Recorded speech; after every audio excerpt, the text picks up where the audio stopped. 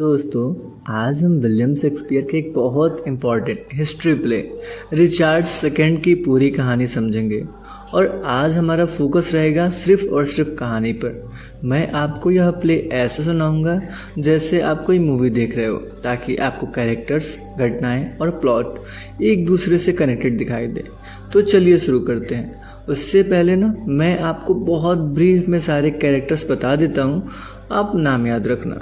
Richard second मुख्य राजा हैं जिनकी गद्दी चली जाती है, ठीक है। हेनरी बोलिंगब्रोक, ठीक है। हेनरी बोलिंगब्रोक ये रिचार्ड को हटाकर हेनरी फोर्थ को किंग बनाना चाहते हैं। अगर आपने मेरी पहले 2 वीडियोस हेनरी फोर्थ पार्ट 1 और हेनरी फोर्थ पार्ट 2 देखा है तो आपको ये कहानी बिल्कुल इजीली समझ में आएगी। ये उससे पीछे की कहानी है, पास्ट का पास्ट है, ठीक है। नेक्स्ट कैरेक्टर है थॉमस मैब्रे। थॉमस मैब्रे कौन है? बोलिंगब्रोक का राइवल है, दुश्मन है। नेक्स्ट है जॉन ऑफ गॉन्ट। जॉन ऑफ गॉन्ट कौन है? बोलिंगब्रोक का फादर है। ड्यूक ऑफ यॉर्क कौन है? ये रिचार्ड के अपने चाचा जी हैं। नेक्स्ट है आमरल। आमरल रिचार्ड का रॉयल सपोर्टर है। नेक्स्ट है क्वीन इजाबेल। क्वीन इजाबेल कौन है? रिचार्ड की वाइफ है। नॉर्थम्बरलैंड कौन है? बोलिंगब्रोक का प्रमुख सपोर्टर है ये। नेक्स्ट है कार्लाइल। कार्लाइल कौन है? कार्लाइल ऑफ बिशप, ये रिचार्ड के समर्थक हैं। और हमारा आखिरी इंपॉर्टेंट कैरेक्टर है एक्सटन। एक्सटन रिचार्ड की हत्या करने वाला व्यक्ति है। बेसिकली ये नौकर रहता है हेनरी का। खैर, कहानी में पढ़ाऊंगा तो आपको और इजीली समझ में आएगा। तो कहानी शुरू करते हैं। शुरुआत कहानी की होती है एक बहुत बड़े विवाद से, ठीक है। इंग्लैंड के दरबार में रिचर्ड सेकंड का दरबार है और वो वहाँ के राजा हैं। लेकिन शुरुआत में ही उनके सामने एक बहुत बड़ी समस्या आ जाती है। 2 पावरफुल नोबल्स आपस में लड़ रहे होते हैं। एक तरफ है हेनरी बोलिंगब्रोक और दूसरी तरफ है थॉमस मैब्रे, ठीक है। दोनों एक दूसरे पर बहुत गंभीर आरोप प्रत्यारोप लगा रहे थे। बोलिंगब्रोक थॉमस पर आरोप लगाता है कि उसने राजा के एक इम्पॉर्टेंट व्यक्ति की हत्या करवाई है और देश के खिलाफ गलत काम किए। मैब्रे कहता है ये सारे आरोप झूठ है। अब दोनों एक दूसरे को चुनौती देने लगते हैं। मामला इतना बढ़ जाता है कि दोनों कहते हैं अगर बात शब्दों से तय नहीं होगी तो हम तलवार से फैसला करेंगे। रिचार्ड सेकंड, जो कि एक सनकी राजा है, किसी की नहीं सुनता। इस मामले को कोर्ट में सुनाता है। लेकिन रिचार्ड के लिए समस्या यह है कि दोनों ही बहुत पावरफुल हैं। फिर भी वो फैसला करता है कि दोनों के लिए ट्रायल बाय कॉम्बैट होगा, मतलब दोनों मैदान में उतरेंगे और लड़ाई के जरिए फैसला होगा कि कौन सही है और कौन गलत है। दोनों याद है ना आपको किस में लड़ाई होने वाली है? बोलिंगब्रोक और मैब्रे में। अगला मुकाबले का दिन आता है। बोलिंगब्रोक और मैब्रे दोनों तैयार हैं, पूरी तरीके से व्यवस्था हो चुकी है। दोनों एक दूसरे से लड़ने वाले हैं। लेकिन ठीक जब लड़ाई शुरू होने वाली होती है तो रिचार्ड सेकंड अपना फैसला बदल देता है। वह दोनों को लड़ने नहीं देता, इसके बजाय वह दोनों को ही इंग्लैंड से बैनिश कर देता है। यानी इन दोनों को देश छोड़ना पड़ेगा। बोलिंगब्रोक को तो कुछ वर्षों के लिए एग्जाइल मिलता है, लेकिन मैब्रे को पूरे लाइफ टाइम के लिए दफा कर दिया जाता है। यहाँ से कहानी का सबसे इम्पॉर्टेंट हिस्सा शुरू होता है, क्योंकि बोलिंगब्रोक बाहर तो जा रहा है लेकिन उसके मन में यह बात रह जाती है कि उसके साथ अन्याय नहीं हुआ। अब क्या होता है, कुछ समय बाद रिचार्ड सेकंड के सामने एक और समस्या आती है।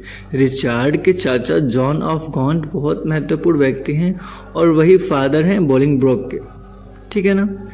अब क्या होता है, जॉन ऑफ गॉन्ट की मृत्यु हो जाती है और अब बोलिंगब्रोक को अपने पिता की संपत्ति और टाइटल विरासत में मिलने वाला था। लेकिन रिचार्ड ठहरा सुनकी इंसान। वह क्या करता है ना, इस स्थिति का फायदा उठाता है और सारी संपत्ति जब्त कर लेता है, अपने कंट्रोल में कर लेता है, ठीक है। यानी बोलिंगब्रोक के पिता की संपत्ति और जमीन रिचार्ड अपने कब्जे में कर लिया है। अब बोलिंगब्रोक के पास सिर्फ एक सवाल है, क्या वो चुपचाप सब सह ले? ना। बोलिंगब्रोक वापस इंग्लैंड आने का फैसला करता है। शुरुआत में वह कहता है कि वह सिर्फ अपनी इनहेरिटेंस वापस लेने आया है, लेकिन जैसे जैसे वह आगे बढ़ता है उसके साथ लोगों की संख्या भी बढ़ती जाती है। एक एक करके इंग्लैंड के कई पावरफुल नोबल्स उसके साथ जुड़ने लगते हैं। अब बोलिंगब्रोक अकेला आदमी नहीं है, उसके पीछे एक बहुत बड़ी ताकत खड़ी हो चुकी है। रिचार्ड की स्थिति कमज़ोर होने लगती है। इधर किंग रिचर्ड सेकंड इंग्लैंड में मौजूद नहीं है। क्यों? क्योंकि वह आयरलैंड में मिलिट्री कैंपेन पर गए हुए हैं युद्ध में, और यही बोलिंगब्रोक के लिए एक सबसे बड़ा मौका बन जाता है। रिचार्ड की एब्सेंस में बोलिंगब्रोक इंग्लैंड में अपनी पावर को बढ़ाता जाता है। रिचार्ड के सपोर्टर धीरे धीरे कम पड़ने लगते हैं, कमज़ोर होने लगते हैं, और दूसरी तरफ बोलिंगब्रोक की ताकत बढ़ती जाती है।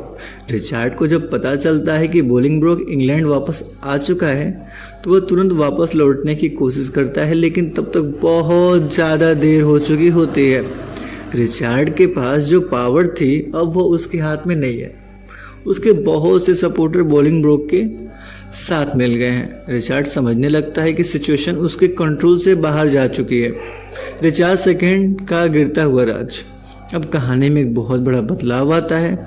शुरुआत में रिचार्ड एक पावरफुल किंग के रूप में दिखाई देता है। उसका आदेश पूरे इंग्लैंड का आदेश माना जाता है, लेकिन अब वही राजा अपने ही देश में कमज़ोर दिखाई देता है। उसके सामने बोलिंगब्रोक की आर्मी और सपोर्टर हैं। रिचार्ड धीरे धीरे समझ जाता है कि उसके पास अपने थ्रोन को बचाने के लिए पर्याप्त शक्ति नहीं है। वो फिंट कैसल की तरफ जाता है। वहाँ उसकी मुलाकात बोलिंगब्रोक से होती है। रिचार्ड अभी भी किंग है, लेकिन अब उसके सामने एक ऐसा आदमी खड़ा है जिसके पास वास्तविक पावर है। बोलिंगब्रोक कहता है उसका उद्देश्य सिर्फ अपना अधिकार वापस लेना है, लेकिन सिचुएशन तेज़ी से बदल जाती है। रिचार्ड और बोलिंगब्रोक की मुलाकात, यह प्ले का बहुत इम्पॉर्टेंट मोमेंट है। रिचार्ड और बोलिंगब्रोक आमने सामने हैं। रिचार्ड को धीरे धीरे समझ में आता है कि उसके पास अब विकल्प बहुत कम है। वह राजा है, लेकिन उसके पास सेना नहीं है, उसके पास सपोर्टर्स नहीं है, और बोलिंगब्रोक के पास बहुत सारे पावरफुल नोबल्स हैं, सपोर्टर्स हैं। रिचार्ड को मजबूत होकर बोलिंगब्रोक के साथ लंदन जाना पड़ता है, मजबूर होकर। ठीक है, अब पूरा इंग्लैंड एक सवाल पूछता है, क्या रिचार्ड अभी भी किंग रहेगा? रिचार्ड को क्राउन छोड़ना पड़ेगा। अब कहानी सबसे महत्वपूर्ण मोड़ लेती है। रिचार्ड को थ्रोन छोड़ने के लिए मजबूर किया जाता है। वो खुद को देखता है और समझता है कि जिस क्राउन को वो अपना अधिकार समझता था अब उसके हाथ से वह जा रहा है। रिचार्ड के लिए एक बहुत पेनफुल मोमेंट था, क्योंकि राजा होना उसके लिए सिर्फ एक पोजीशन नहीं थी। वह खुद को इंग्लैंड का राइटफुल किंग समझता था, मानो ईश्वर उसके साथ हो। लेकिन बोलिंगब्रोक पावर में आ चुका है। रिचार्ड को अपना क्राउन छोड़ना पड़ता है और बोलिंगब्रोक किंग बन जाता है, किंग हेनरी IV। पढ़ाई है ना सारी कहानी, यानी वही हेनरी बोलिंगब्रोक जो कहानी की शुरुआत में एग्जाइल के लिए भेजा जा चुका था, अब इंग्लैंड का राजा बन चुका है। रिचार्ड की डिस्पोजिशन, लेकिन शेक्सपियर यहाँ एक बहुत इंटरेस्टिंग चीज़ दिखाते हैं। रिचार्ड ऑफिशियली राजा नहीं रहा, लेकिन उसके मन में अभी भी यह भावना है कि मैं असली राजा हूँ। उसे अपनी गद्दी याद आती है, वह अपने पुराने शक्तियों को याद करता है और उसे महसूस होता है कि उसके साथ क्या क्या हुआ है। जिस आदमी के पास कभी पूरा इंग्लैंड था, आज उसके पास कुछ नहीं।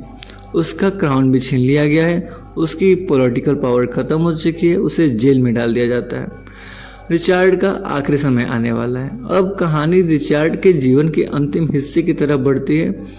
रिचार्ड को पॉम्फ्रेट कौशल में ले जाया जाता है। वहाँ वह अकेला है। अब ना उसके पास आर्मी है, ना कोर्ट है, ना क्राउन है, ना पॉलिटिकल पावर। वह अपने पिछले जीवन और अपने राजा होने के अनुभव के बारे में सोचता है। उसे एहसास होता है कि पावर कितनी टेम्पररी होती है। कल तक हजारों लोग उसके सामने अपना सर झुकाते थे, आज खुद वो कैदी। लेकिन कहानी यही ख़त्म नहीं होती, क्योंकि नया किंग हेनरी IV भी पूरी तरीके से सुरक्षित नहीं है।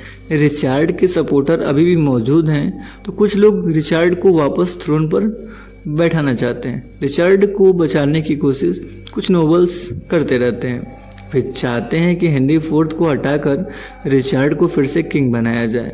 लेकिन हेनरी को इस कॉन्स्पिरेसी का पता चल जाता है। वह अपने एनिमीज के खिलाफ एक्शन लेता है। इस तरह रिचार्ड के सपोर्टर कमज़ोर पड़ जाते हैं। अब रिचार्ड के लिए वापस थ्रोन पर आने की संभावना लगभग ख़त्म हो चुकी है। अब प्ले का सबसे दुखद हिस्सा सामने आता है। रिचार्ड को पॉम्फ्रेट कौशल में कैद रखा गया था।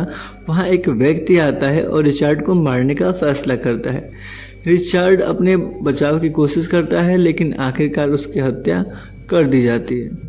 ये कोई और नहीं, उसी का सपोर्टर था, हेनरी का सपोर्टर। ठीक है, रिचार्ड की मृत्यु के साथ उसके राजा के जीवन का भी अंत हो जाता है और हेनरी फोर्थ इंग्लैंड के नए किंग बन जाते हैं। लेकिन असल में कहानी बताती क्या है? अगर पूरी कहानी को एक बार फिर बहुत सिंपल तरीके से, तो हमें पूरा सीक्वेंस दिखाई देता है। पहले रिचार्ड सेकंड इंग्लैंड का पावरफुल किंग, फिर उसका विवाद बोलिंगब्रोक और मॉवब्रे के साथ होता है। रिचार्ड दोनों को एग्जाइल कर देता है। फिर बोलिंगब्रोक के पिता जॉन ऑफ गॉन्ट की मृत्यु होती है। रिचार्ड बोलिंगब्रोक की इनहेरिटेंस को अपने कब्जे में लेता है। बोलिंगब्रोक इंग्लैंड वापस आता है। सबसे पहले वो अपनी ताकत जुटाता है, क्योंकि रिचार्ड उस समय आयरलैंड में था। जब तक वह वापस आता है, बोलिंगब्रोक बहुत पावरफुल बन चुका था। रिचार्ड उसके सामने कमज़ोर दिखाई देता है। आखिरकार रिचार्ड को गद्दी छोड़नी पड़ती है और बोलिंगब्रोक नया किंग बन जाता है। जेल में जहां रिचार्ड की हत्या कर दी जाती है, तो कहानी यहीं पर थोड़ी सी समाप्त हो जाती है। यही है रिचार्ड सेकंड की मुख्य कहानी। रिचार्ड की सबसे बड़ी गलती क्या थी? अब एक और सवाल आता है, रिचार्ड इतना कमज़ोर कैसे हो गया? शुरुआत में तो उसके पास पूरा पावर था, उसके पास अथॉरिटी थी, लेकिन धीरे धीरे अपने डिसीजन में धीरे धीरे लोगों का सपोर्ट वो खोता गया, just because of his centric behaviour. विशेष रूप से बोलिंगब्रोक के साथ उसका व्यवहार सिचुएशन को और बिगाड़ता गया। उसने बोलिंगब्रोक को एग्जाइल किया, अपने ही भाई को। फिर उसके पिता की मृत्यु के बाद उसकी ही प्रॉपर्टी कब्जा ली। इसी वजह से बोलिंगब्रोक वापस आता है और सबसे बड़ा विवाद खड़ा हो जाता है। लेकिन वो अपनी प्रॉपर्टी सिर्फ नहीं लेता, बाद में पावरफुल किंग भी बन जाता है। बोलिंगब्रोक विलन है या हीरो, या शेक्सपियर की कहानी को simple black and white pen में नहीं रखते। बोलिंगब्रोक वापस में अपने अधिकार को मांगने आता है तो हीरो लगता है। वह कहता है कि उसे अपने पिता की इनहेरिटेंस चाहिए, लेकिन धीरे धीरे उसके सपोर्टर्स बढ़ते हैं और अंत में वह गद्दी तक पहुंचता है। कहानी सिर्फ यह कहना चाहती है क्या कि बोलिंगब्रोक अच्छा था और रिचार्ड बुरा? सही नहीं होगा। दोनों के अपने अपने मोटिव्स थे। रिचार्ड अपने थ्रोन को लेजिटिमेट मानता था। बोलिंगब्रोक अपने राइट्स और पॉलिटिकल पावर के आधार पर आगे बढ़ता है और इसी कॉन्फ्लिक्ट में ड्रामा पैदा होता है। और यही थी एक ट्रेजेडी विलियम शेक्सपियर की। ठीक है, यानी शेक्सपियर हमें एक ऐसा राजा की कहानी दिखाते हैं जो सत्ता के शिखर से गिरकर बिल्कुल नीचे पहुंच जाता है। आई होप आपको कहानी बहुत अच्छे से समझ में आई हो। तो दोस्तों, यही कहानी थी रिचार्ड सेकंड। ठीक है, यहाँ कहानी सिर्फ एक राजा के बारे में नहीं थी। यह कहानी दिखाती कि सत्ता कितनी भी पावरफुल हो, कभी भी अस्थायी वह नहीं होती है। अगर आप शेक्सपियर के हिस्टोरिक प्ले को और अच्छे से समझना चाहते हैं तो मेरे यूट्यूब चैनल को सब्सक्राइब करें। धन्यवाद दोस्तों, मेरा नाम है अंकित तिवारी। मिलते हैं आपसे नेक्स्ट वीडियो में। Thank you for watching.